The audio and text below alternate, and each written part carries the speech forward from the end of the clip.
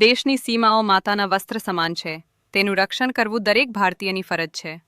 ભીષ્મ પિતામહ. નમસ્કાર દર્શક મિત્રો, સરહદ ન્યૂઝ ચેનલમાં આપનું સ્વાગત છે. હું અનિતા ગોસ્વામી. હવે જોઈએ સમાચાર વિસ્તારથી. દુધઈ પોલીસ સ્ટેશન વિસ્તારમાં ટપ્પરવાડી વિસ્તારમાં 1.04 કરોડ રૂપિયાનો વિદેશી દારૂ ઝડપાયો. એલસીબી પૂર્વ કચ્છની રેઇડ. 3 આરોપી વોન્ટેડ, 4 વાહન જપ્ત. તારીખ 13 જૂન 2026.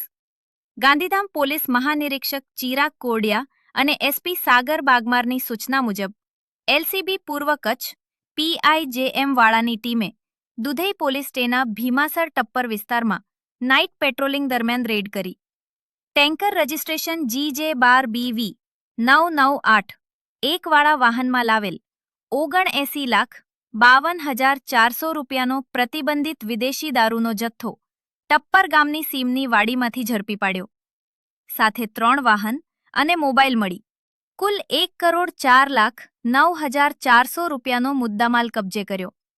પૂના ભાણાભાઈ ભરવાર, રામા વણાભાઈ ભરવાર અને યુનુશ ઉર્ફે યુનિસ ઉર્ફે ઇનુશ ફકીર મામદ મીર વિરુદ્ધ દુધઈ પોલીસ સ્ટેશનમાં ગુનો દાખલ. ગુનો નોંધ નંબર I-93/2026. પ્રોહી એક્ટ કલમ 65 ઈ 116 બી 98-2-81-83-85 મુજબ કાર્યવાહી. આગળની તપાસ એલસીબી ચલાવી રહી છે. રિપોર્ટ બળદેવપુરી